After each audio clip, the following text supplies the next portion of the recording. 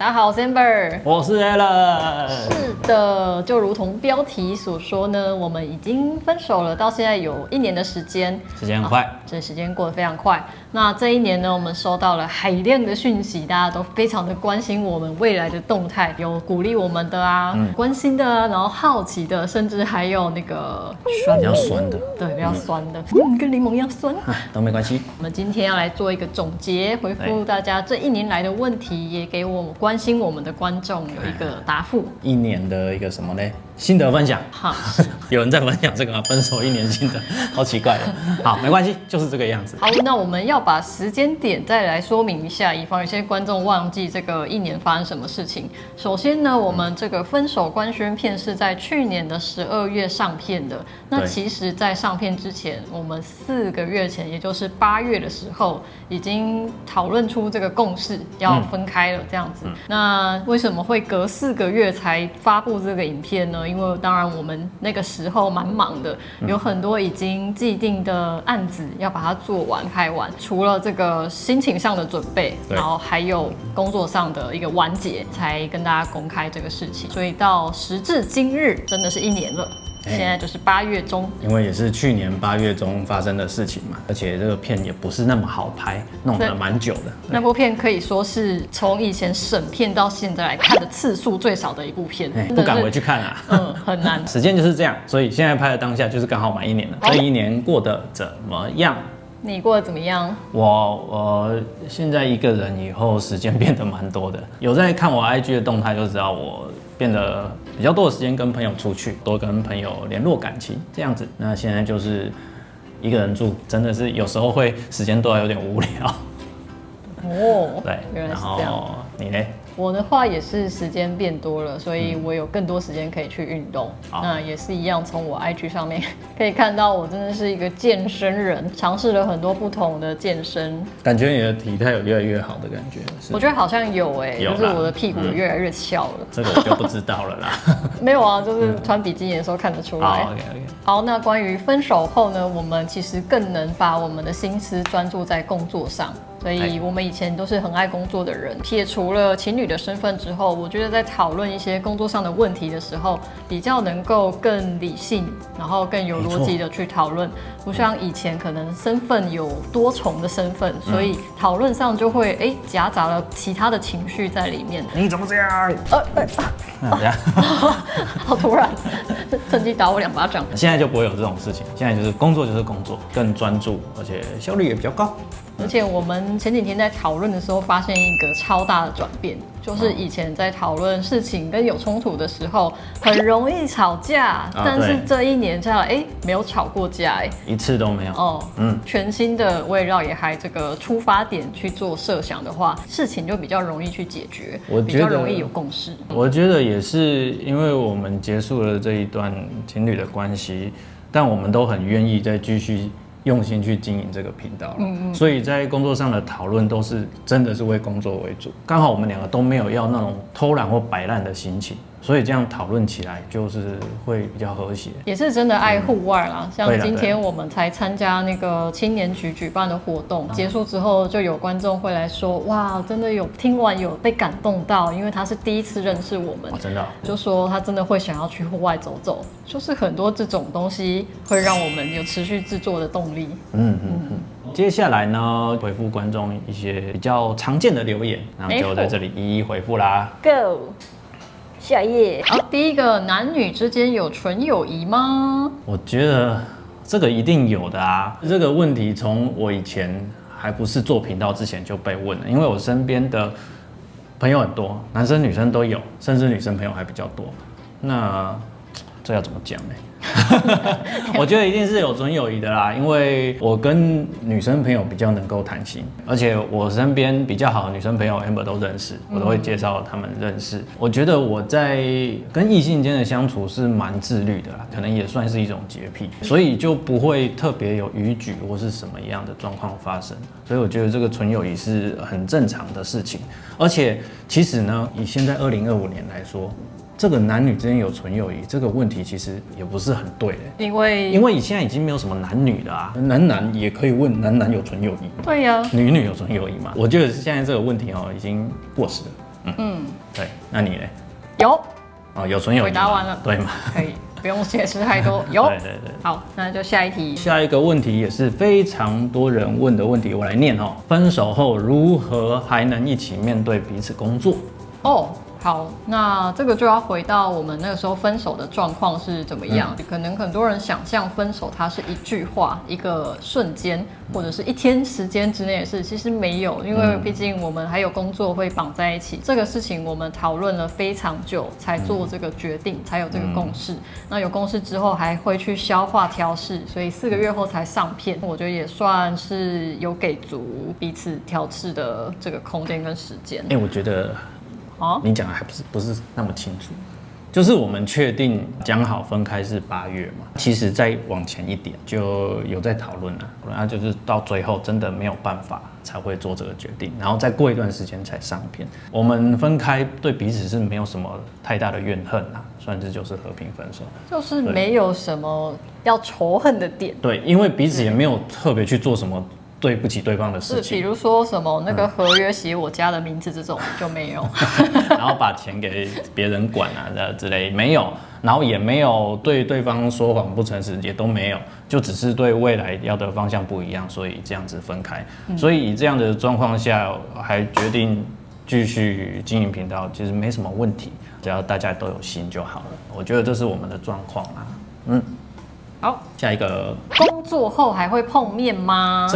这个的问题的意思就是说，我们现在工作一定会碰面嘛？是。那工作完的私人时间这样对不对？对。给你讲。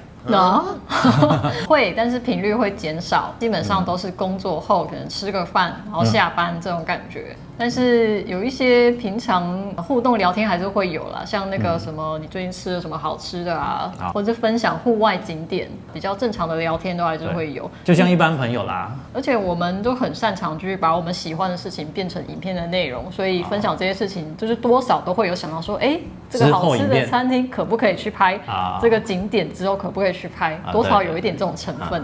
其实我觉得下了工作以后，我们算没有很常见面，除非有共同朋友约，彼此现在也有自己的生活圈、朋友圈嘛，对啊，可以这样说嘛。现在跟出去的一群朋友，他也比较少出现这样子，对，就这样，下一个超级多人问，哇，这个很硬哦。不会啦，这都很好回答。之后如果有新对象怎么办？你要讲吗？我讲是。对啊，很快。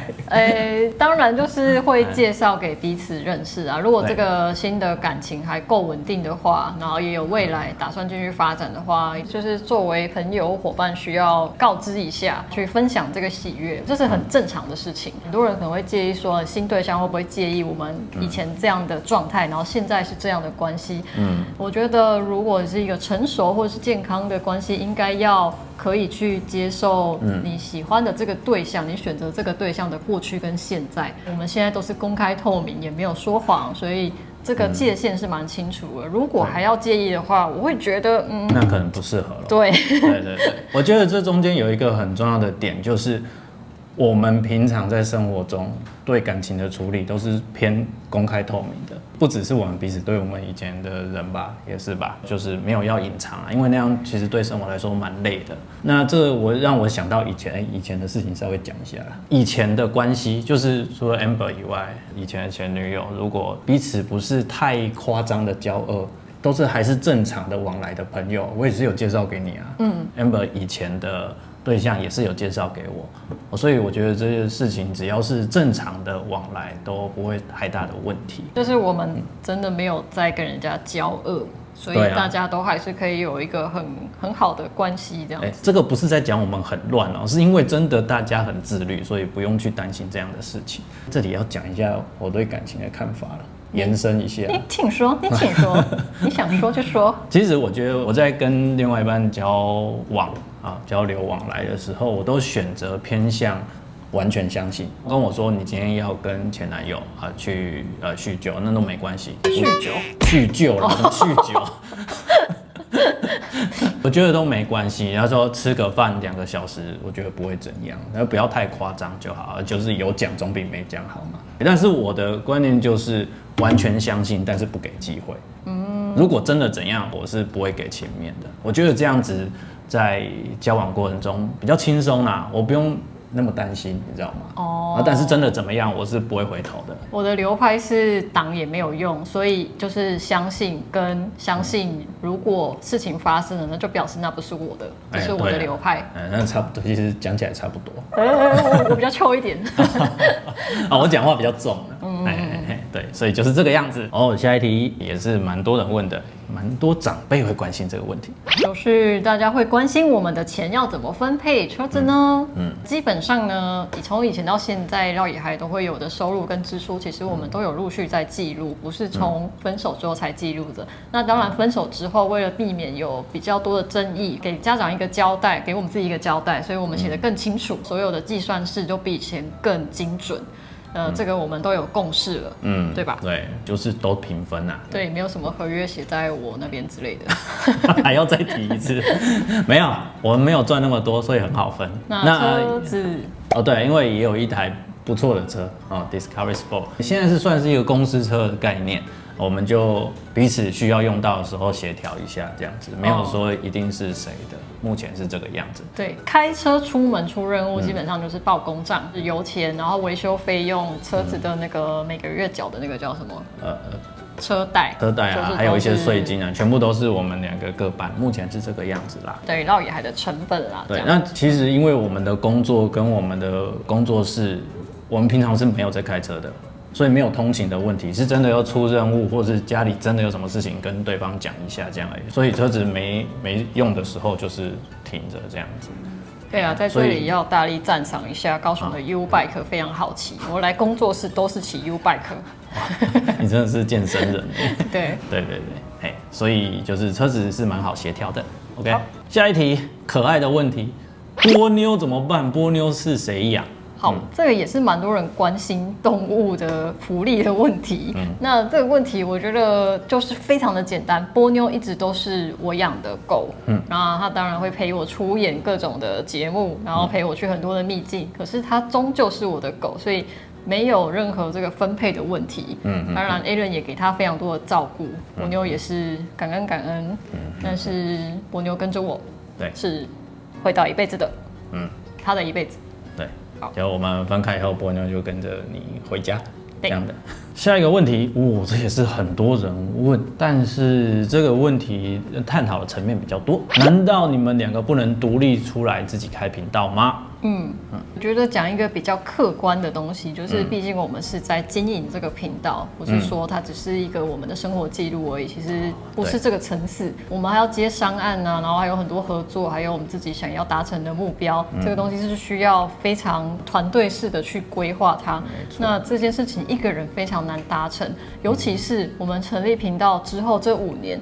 这个 YouTube 的红利时代已经渐渐的退去了，所以当我们一个人要身兼多职，可能一开始要剪辑，然后企划、找地方，然后洽谈，还有什么美编、拍片这些，一个人是非常困难的完成的。然后我们2个人各专精的地方又不一样，所以说这方面就是互补对方的不足，让整个团队可以更顺利的运行。我觉得这个是正确的决定，已经配合得很好了。各司其职啦。我们是2019年尾的频道，那个时候是 YouTube 的观众数在飙升的时候，那时候没有什么 OTT 串流嘛，比较少，所以大家都一直往 YouTube 看。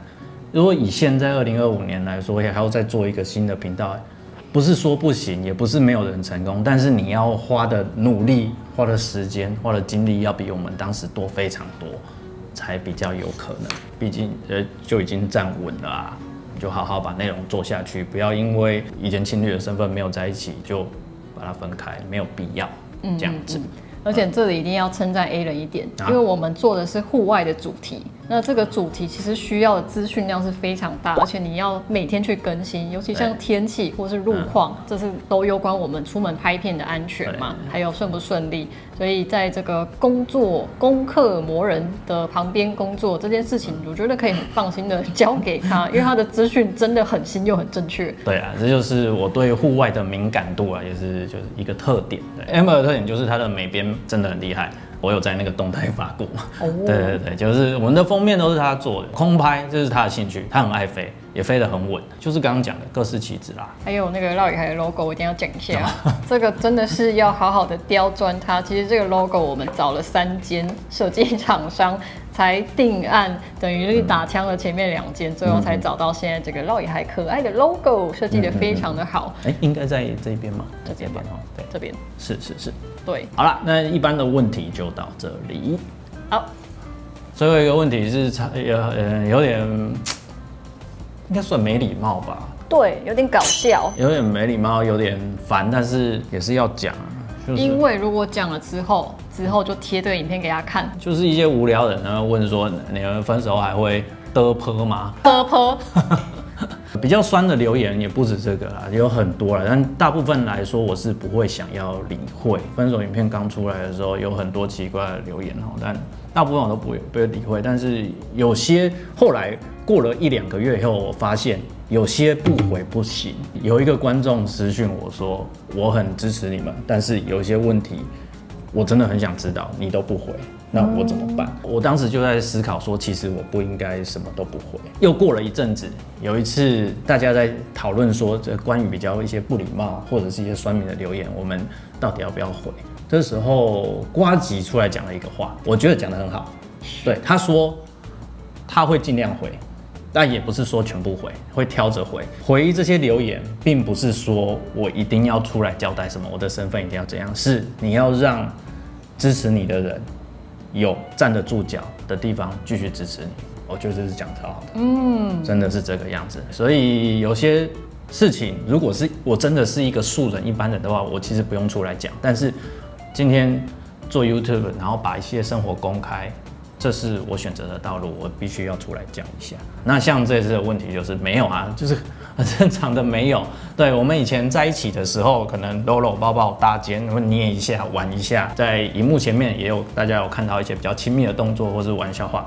那分开以后就是全部都没了，我们就是正常的朋友。现在最多的身体接触就是击掌吧，所以呢，你们担心的那件事情也不会发生。你想想看，如果现在是这个关系还发生事情，蛮累的吧？对啊，很累吧？我觉得我会精神分裂。对啊，很奇怪。OK， 所以没有的。哦，不用担心，没有的啊，就是这样子。就希望今天有回答到各种的问题。那如果还有其他疑问，真的很想知道的话，可以再问我们。想要问就直接在下面留言。那如果比较害羞，不好意思，也可以私讯我们。正常问题我们都会回啦。那就这样咯。好，就这样咯。1年了，击掌。拜拜。这礼拜台风大家要小心哦。啊，拜拜。注意安全。看到影片的时候，台风走了吧？哎，你在干嘛？眼皮一直跳。你在干嘛？你戴上去蛮好看的。幕后花絮，我跟你说，这个日本正版的，不是网络上那个哦，那奇奇怪怪哦，它的肉多么饱满呢？当初台湾还没卖的时候，我从那个代购带回来的，哦，正版的。这也算是拍摄的疗愈道具啊。它真的很疗愈，可是乌萨吉的还没出，就是那个金箍棒还没出，只有这个小巴跟吉卡哇。你们真的很喜欢这样戴耶，这样有被讨伐的感觉。对啊，我本来想要带去户外，但实在太精致了，很怕脏，我就放在家里。好了，拜。